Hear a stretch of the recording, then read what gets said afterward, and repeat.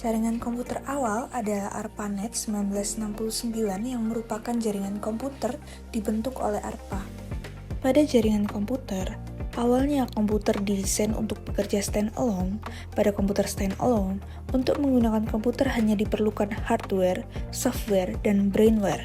Ketika dua komputer akan dihubungkan, maka diperlukan tambahan hardware, yaitu network interface card, kabel penghubung, dan protokol komunikasi.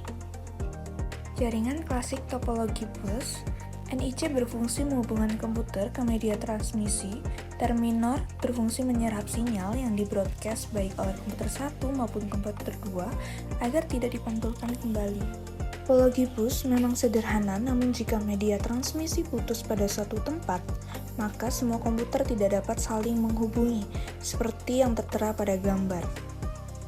Berikut terdapat komponen dalam jaringan komputer topologi bus, beserta contoh topologi bus.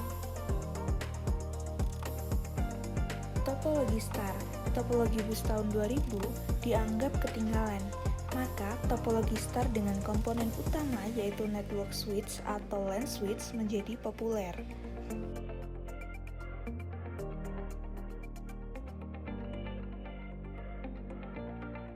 IP address, terdapat 3 tinjauan komputer yang terhubung secara bus seperti berikut.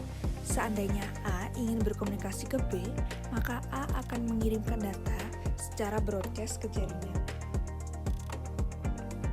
Data yang dikirim adalah data biner 0 dan 1 yang sudah dikonversi ke sinyal listrik, misalnya plus 5 volt dan minus 5 volt.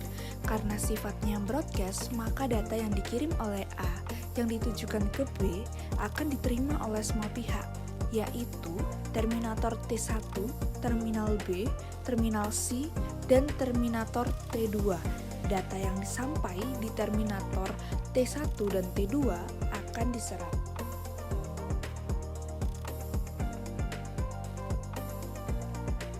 Selanjutnya ada pada model OSI. Model OSI ini didirikan pada tahun 1947. International Standard Organization, yaitu ISO, adalah badan multinasional yang didedikasikan untuk perjanjian seluruh dunia mengenai standar internasional. Standar ISO yang mencakup semua aspek komunikasi jaringan adalah model Open System Interconnection, pertama kali diperkenalkan pada akhir 1970-an. Terdapat 7 layer model OSI, yang pertama physical, 2 data link, 3 network, 4 transport, 5 session, 6 presentation, dan 7 application. Terdapat pula interaksi antar layer pada model OSI yang bisa dilihat pada gambar. Yang pertama, physical layer. Lapisan fisikal bertanggung jawab atas pergerakan bit individual dari satu hop ke yang berikutnya.